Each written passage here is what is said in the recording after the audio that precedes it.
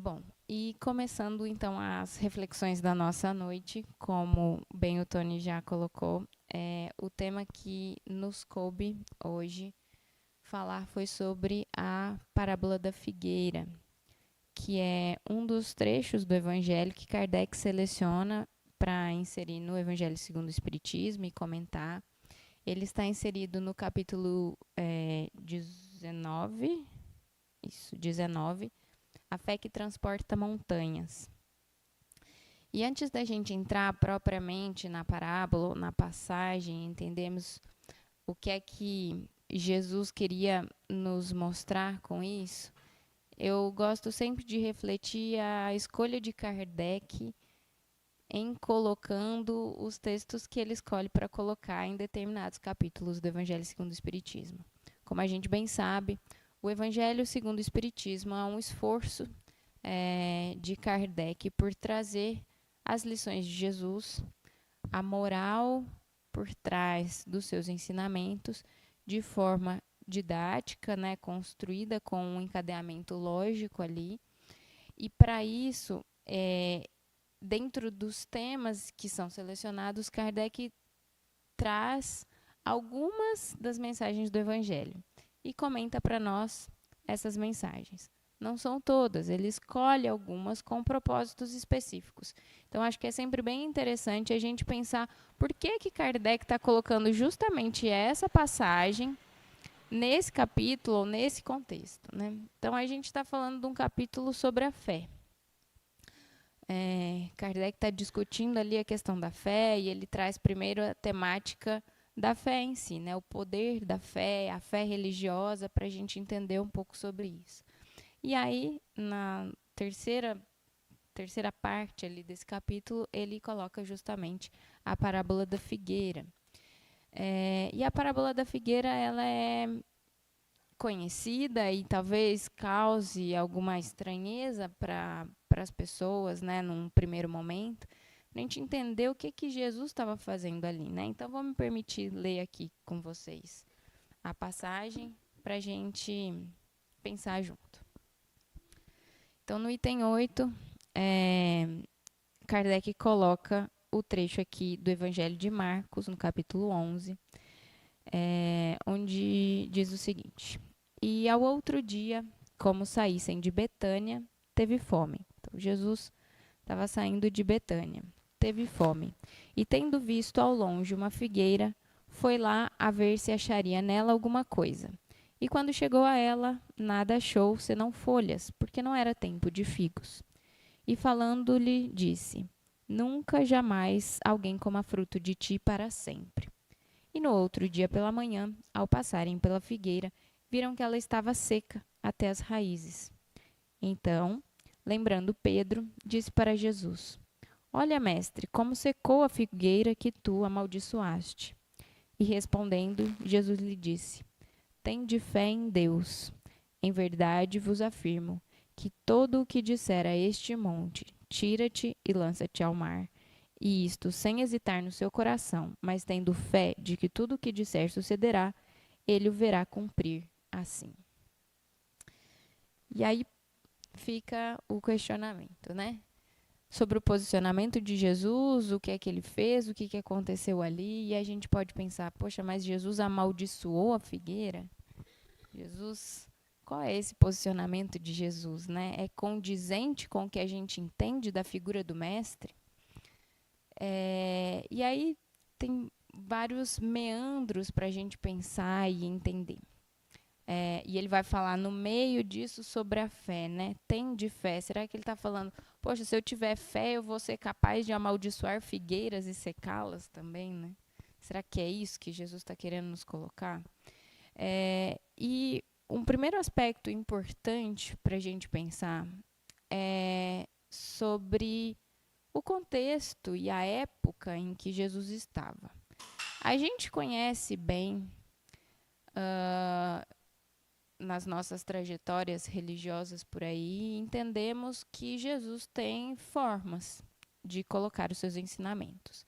E conhecemos bem que ele usa, por exemplo, de parábolas. São histórias no contexto que Jesus conta. Essa é uma das formas didáticas que Jesus usa de trazer os seus ensinamentos para nós. Mas ela não é a única, porque tudo que Jesus fez enquanto esteve conosco aqui na Terra era, de alguma forma, uma forma didática de ensinamento. Então, claro, os seus ensinos diretos, o sermão da montanha, os diálogos, as conversas diretamente que ele tinha com os discípulos eram ensinamentos, as parábolas, que são também ensinos um pouco mais diretos, mas tudo que ele fazia na sua vida como espírito puro que é, como nosso mestre, todos os seus atos, os seus passos, as suas ações no mundo tinham um fundo de ensinamento, uma didática naquilo que fazia. E não é diferente também nesse caso da figueira. Naquele contexto, era bastante comum que, além das palavras, os ensinamentos fossem feitos a partir dos atos, de uma forma, digamos, até teatral. Era como se Jesus representasse, em alguns momentos, não só Jesus, mas outros profetas daquele tempo também se utilizavam dessa forma de ensino. Teatralizassem ali, fizessem uma espécie de cena para ensinar alguma coisa.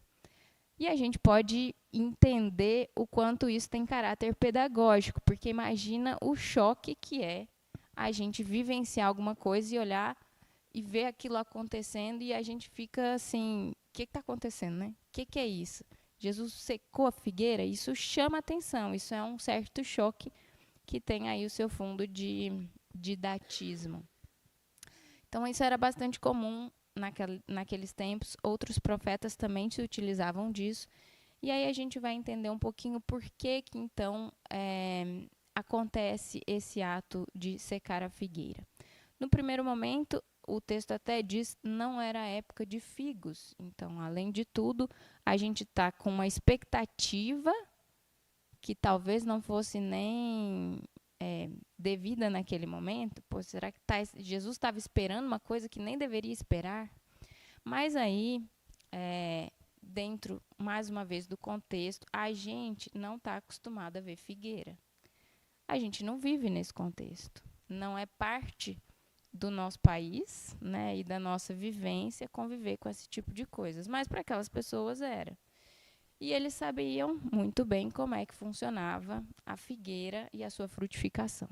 Então, a figueira é uma árvore, e aí a gente vai ver várias formas de tratar sobre isso, mas basicamente a gente pode entender que ela é uma árvore que vive num contexto em que, durante o inverno ou determinada fase ali do ano, ela perde todas as folhas, como é comum com algumas espécies. Aqui no Brasil, a gente não tem isso com tanta frequência. A maioria das nossas árvores frutíferas tem folhas o ano todo. E aí vem a época da frutificação e tal, vem as flores, os frutos, e a gente não vê muito esse ciclo acontecendo. Mas com a figueira isso era bastante comum, né? Então ela perde as folhas em determinado momento, e aí então quando as folhas brotam novamente, os frutos vêm junto. Por isso a estranheza desta figueira em específico, né? Ela tinha, diz o texto, ela tinha folhas, mas ela não tinha frutos. Então, não era época de figos de forma geral, mas para aquela árvore que já tinha folhas e muito provavelmente as outras todas ainda não tinham, aquela árvore estava num contexto diferente. Então, para aquela árvore, esperava-se que tivesse frutos. Isso tudo como um cenário, digamos assim, onde Jesus vai dar o seu ensinamento. Por quê? A figueira, ela, como é muito comum que a gente veja no estudo dos evangelhos em geral, o simbolismo por trás de determinadas figuras ou de determinadas coisas, né? Então, a figueira, ela tinha uma representação ali, que também para nós pode soar um pouco novo, mas que era bastante conhecido entre as pessoas daquele tempo. A figueira, ela era uma representação do povo de Israel. E como é que a gente sabe disso, né? Isso está presente lá nas Escrituras, no Antigo Testamento, que aquele povo conhecia de cor e salteado, de trás para frente, até porque era um ensinamento oral, né? Então as pessoas decoravam aquilo tudo e sabiam de cabeça porque fazia parte da cultura do seu povo. Então, se a gente voltar a alguns dos profetas, por exemplo, a gente pode encontrar lá em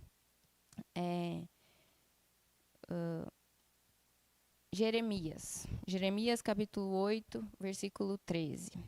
Eu quis recolher a colheita deles, declara o Senhor, mas não há uvas na videira, nem figos na figueira.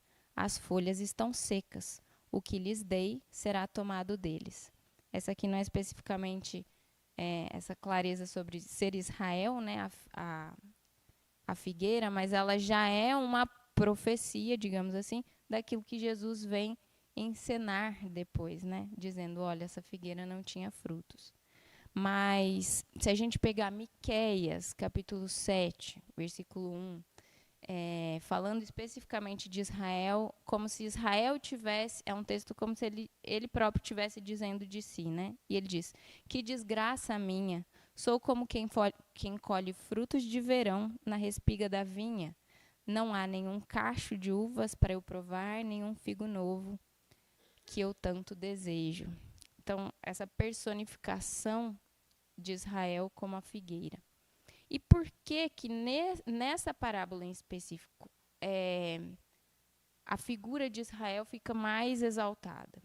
Porque dentro do contexto da época, veja, não era época de figos, de frutos. Se a gente pensar em termos espirituais, o que podem ser, né?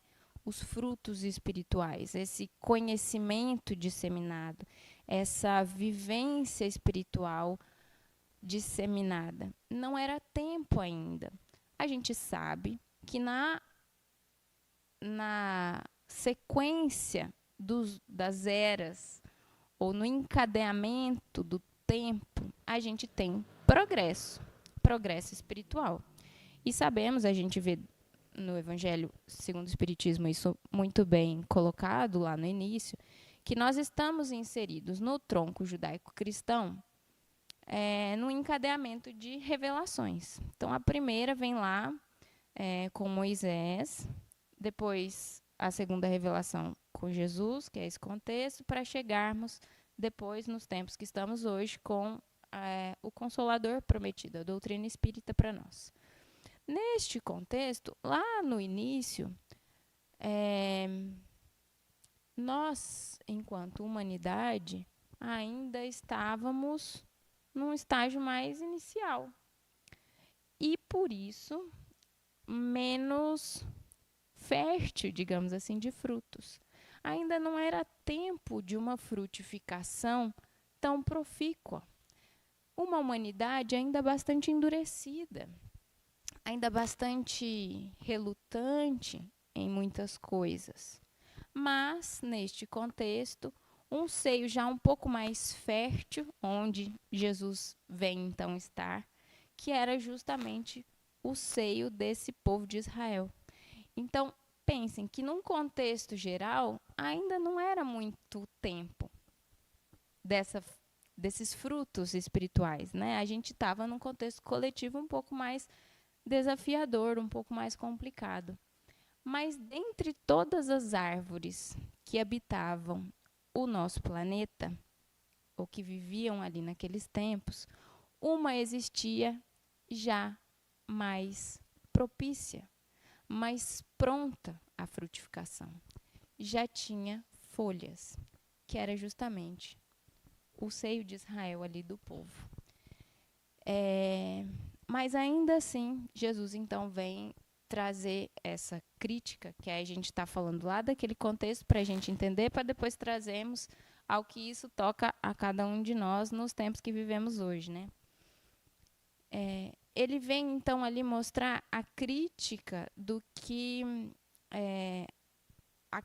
todo o investimento espiritual, todo o conhecimento que aquele povo recebeu e, de maneira geral, né, a gente não pode generalizar, porque muitos espíritos que estiveram ali puderam aproveitar dessa oportunidade e seguir adiante, mas de maneira geral não soube aproveitar e passou ali vivendo muito à conta de aparências apenas, de um conhecimento intelectual amplo, frondoso, como essa árvore de copa vasta, que mostra-se para o mundo como tal, mas que, no fundo, quando existe a necessidade de alimentar o seu irmão, o seu semelhante, estava estéril. Ainda não tinha frutos a oferecer. Quais são os frutos que uma árvore frondosa poderá oferecer em termos espirituais? Aquele que caminha nessa jornada espiritual, com essa consciência, como naquele tempo já existia consciência de um Deus único, o que que esse povo, o que essas pessoas poderiam ofertar, além de conhecimento? Porque conhecimento é uma das coisas, claro, a gente está aqui em busca disso. Mas o conhecimento por si só ele pode ser vão, ele pode nem ser um fruto lá muito suculento ou muito agradável. Ele precisa vir carregado também de uma vivência que o circunde, que o molde. Se a gente se lembrar nas nossas próprias vidas, na experiência que já passamos ao longo do tempo, a gente vai se lembrar de pessoas que conviveram conosco ou outras que possam ser exemplo para a humanidade, que tinham sim muito conhecimento, mas puderam transparecer isso nas próprias vidas. Então é o coração que sabe amar o seu semelhante. É o coração que entende o outro como seu irmão. Porque se eu tenho lá o conhecimento de um Deus único que é Pai de todos nós, o que isso implica? Se for só um conhecimento vazio, mas se eu entender que Ele é Pai de todos nós e por isso então somos irmãos espirituais, e aquele que jornadeia conosco é tão merecedor quanto eu, de compreensão, de auxílio, aí a minha vivência é diferente. Então isso se torna fruto. A compreensão, o perdão, que são as coisas que Jesus vem ensinar para nós, né? Então, se a gente hoje, e aí então fazendo um pouquinho a transposição para os nossos tempos, se hoje recebemos tanto conhecimento do alto com que a doutrina espírita pode nos oferecer, a reflexão que fica é se estamos fazendo transformar isso tudo em frutos. Para nós mesmos, porque o fruto retroalimenta, né, o coração faminto, sedento, mas que também possa alimentar os irmãos que jornadeiam conosco, que estão ao nosso lado. Como é que a gente faz isso? Através da nossa própria vivência, coerente com tudo aquilo que a gente vem buscando aprender. Mas tudo isso, falávamos lá no início, que remetia à fé. E o que isso, então, tem a ver com a fé? O próprio Kardec traz um trecho aqui no comentário que ele vai fazer. Kardec vai descrever muito nesse sentido, né, de que as folhas, por si só, não eram um objetivo ali da árvore, né, daqueles que apenas ficam empavonados aí com essa folhagem, mas não dão efetivamente o que a árvore tinha de melhor a dar, que eram os frutos. Mas em determinado ele diz que também o símbolo era das pessoas que podem ser úteis e não são. De todas as utopias, de todos os sistemas vazios, de todas as doutrinas sem bases sólidas. O que falta, ele diz, na maioria das vezes, é a verdadeira fé. A fé realmente fecunda. A fé que comove as fibras do coração. Em uma palavra, a fé que transporta montanhas. E aí, refletindo sobre isso, eu fui pensando que talvez no fundo o que Kardec esteja querendo trazer com a sua tese aqui para nós é que, para nós hoje, qual é o caminho para transformarmos tudo aquilo que a gente vem recebendo em frutos, efetivamente? Para que não sejamos apenas árvores cheias de folhas. E a resposta, eu penso que esteja justamente na fé. E aí a gente vai ter que fazer um esforço um pouquinho maior de compreendermos o que é efetivamente essa fé. A fé, ela vem de uma origem da própria palavra que remete à fidelidade. E uma árvore, como as próprias imagens que Jesus traz em outros momentos do Evangelho, a videira, né, que não está conectada ali à fonte efetiva, a essa seiva fecunda do Criador, ela seca. E aí, quando ela seca, ela nada mais serve do que não para ser jogada fora e ser queimada. A fidelidade, a fé, nesse sentido de fidelidade, é o que nos conecta ao Criador. Entendermos realmente quem somos enquanto espíritos e que, mais do que isso, qual é o nosso papel enquanto criaturas? Qual é o objetivo das nossas vidas enquanto seres espirituais? Sermos fiéis àquilo que temos aprendido com Jesus? A gente fala muito disso, mas talvez na nossa vida corriqueira a gente vá se esquecendo. A gente estuda para quê? Porque Jesus é o nosso mestre, né? O Livro dos Espíritos, a resposta dos Espíritos vão colocá-lo como nosso guia e modelo. Na verdade, Kardec pergunta, né? Quem poderia nos servir de guia e modelo? E os Espíritos respondem, Jesus. Então, se Jesus é o nosso guia e o nosso modelo, a nossa tarefa é adequar as nossas vidas a Ele. Ou seja, sermos fiéis ao que Ele nos ensinou. Jesus veio estar conosco por isso, para mostrar como é a vida modelo, aquela vida a ser seguida. Nós temos ali o referencial seguro para as nossas vidas. A questão é o quanto realmente estamos comprometidos com essa transformação. Porque, não sei por vocês, mas muitas vezes a gente vai estudando, sabe o que deve fazer, mas no momento em que somos chamados ao testemunho, a gente deixa para depois, negligencia com consciência. Porque muitas vezes, se já estamos aqui há pouco tempo, já temos um pouquinho, minimamente que seja, de consciência sobre quais deveriam ser os nossos passos. Mas pelo comodismo, pela nossa falta de esforço mesmo, de vontade de colocar ou de assumir essa responsabilidade de transformar mesmo as nossas vidas de acordo com aquilo que a gente tem como referencial, a gente vai deixando para depois. E aí, deixando para depois, não estamos sendo fiéis àquilo que já conhecemos. Então, a fé, ela tem também essa conotação. É claro, né? Ela pode ser entendida nesse aspecto da confiança, mas ela está muito relacionada a isso, porque eu só confio se eu sei que eu estou fazendo a minha parte. Por isso que a fidelidade é importante nesse sentido.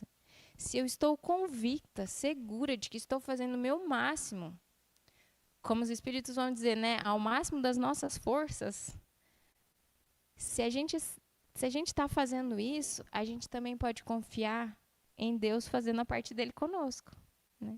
Porque, no fundo, muitas vezes as nossas inseguranças, as nossas incertezas, elas vêm de uma própria consciência que sabe que não é tão merecedora assim. E aí, a gente vai entender o que Jesus mesmo nos diz que conhece-se a árvore é pelos frutos. Então, na medida em que estivermos realmente comprometidos com a nossa transformação e com uma vida cada vez mais conforme o que já temos aprendido do Evangelho de Jesus, mais ela poderá ser convertida em frutos. Isso quer dizer proselitismo religioso, né? Não. Porque muitas vezes o fruto, ele é colhido no silêncio. Tem uma frase atribuída a Francisco de Assis, né, que as pessoas gostam muito de comentar, é que a gente possa difundir o evangelho, se necessário usarmos palavras. A gente faz muito mais pelas nossas ações, pelo ombro amigo, pela compreensão com as pessoas que estão conosco no caminho, pelo perdão, pelo amor que a gente pode espalhar, muito mais do que as nossas próprias falas. É claro que o conhecimento ele vem dar sustentáculo para isso, né? Porque se a gente realmente pode entender, e aí a doutrina espírita vai ajudar a gente muito nisso, né? Entendermos como espíritos que somos, que essa encarnação é só uma parte do processo, que a gente está encarnado hoje, vivendo as experiências que um espírito encarnado tem para viver na matéria, mas que o nosso alvo, né, o nosso fim é de sermos seres perfeitos, espíritos perfeitos. Então, estamos em jornada aperfeiçoando-nos. Isso tudo dá sustento, dá base, para que a gente possa realmente ter mais forças para viver aquilo que a gente tem que viver. Dá compreensão para a gente diante das dificuldades, quando a dor vem, quando as situações não são as melhores e a gente consegue se resignar, compreender. Tudo isso, conhecimento ajuda a forjar cada vez mais o coração. O coração que está verdadeiramente disposto e preparado. E assim, então, os frutos poderão vir. Porque se não vierem, diz o texto, a figueira secará. Isso é castigo divino? Jesus, então, voltando à pergunta do início, Jesus, meu Deus, está amaldiçoando a figueira? Como assim? Como é que Jesus faz isso, né? O ser puro de amor. Não está também nas leis morais, a gente vai ver lá no Livro dos Espíritos, a lei de destruição? A destruição faz parte da natureza. A dor faz parte da natureza. E as coisas não destroem-se para um fim perene em si mesmo. Destroem-se para renovarem-se. É assim na natureza. As árvores morrem, os galhos secam, voltam para a terra, refazem-se, renascem novamente, em novas árvores, em novos frutos. Novas oportunidades vêm, talvez mais dolorosas, porque o processo da destruição muitas vezes vai vir carregado de dores educativas. Também está na pedagogia divina esse processo. A dor como um chamamento. Se recebemos tanto do alto, e aí hoje pensando, né, sobre a nossa posição, se temos nesta encarnação a oportunidade de termos o conhecimento que temos, e a gente pode pensar que em termos gerais de humanidade, o conhecimento espiritual que a doutrina espírita nos dá, com a clareza que ele traz, qual é a porcentagem ou a parcela da população mundial que tem acesso a isso? Não é muita, é bem pequena. Então, a gente tem nas mãos um tesouro inestimável que talvez a gente nem se dê conta. Vem com isso também uma responsabilidade, é claro. Mas o que é que eu faço com tudo isso que a gente está recebendo? É consolo para o meu coração. A maioria das vezes a gente chega aqui porque estamos em momentos difíceis, desafiadores, com os corações em pedaços e recebemos dessa doutrina o consolo abençoado. Depois do consolo, a gente entende que a partir de todo esse conhecimento, a gente tem possibilidades tão maiores de ressignificar as nossas vidas e de fazermos valer, então, todo esse investimento que o alto tem feito em nós, com todo o conhecimento que a gente recebe. Mas, se estivermos acomodados na nossa vida daqui para fora, que quer dizer pegar isso tudo e tomar a consciência de falar, não, eu vou botar isso na minha vida, de verdade. Amanhã vou levantar da cama com uma disposição diferente no relacionamento com os meus colegas, enfim, na vida cotidiana, né? No esforço de transformação dos sentimentos que a gente carrega. A gente está em processo, tem muita coisa a ser feita, mas o que muda é a nossa disposição ou não. Porque a gente pode passar uma encarnação inteira só recebendo tudo isso que a gente recebe, e que é maravilhoso, a gente não está negligenciando isso, que a gente possa continuar recebendo, né, para a gente se sentir mais forte, mas que a gente transforme isso em transformação mesmo, efetiva, né, de nós mesmos. Acho que o convite é esse para todos nós, para cada coração, porque Jesus tem feito o investimento, semeou as sementes no solo dos nossos corações, tem adubado a terra e temos visto já brotar em nós muitas coisas, tenho certeza, em cada um de nós. Que a gente possa seguir cultivando essa árvore divina que já vive em cada coração, porque se nós aqui estamos, é porque a gente está nesse esforço, cada um de nós. Tenho certeza que todos vocês já estão nesse processo também, né? Então, que a gente possa continuar com alegria, com perseverança, com determinação de assumirmos a responsabilidade que cabe a cada um de nós, de vivermos cada dia mais de acordo com aquilo que já conhecemos do Evangelho de Jesus, amparados por Ele, seguimos adiante. Que Jesus nos abençoe sempre.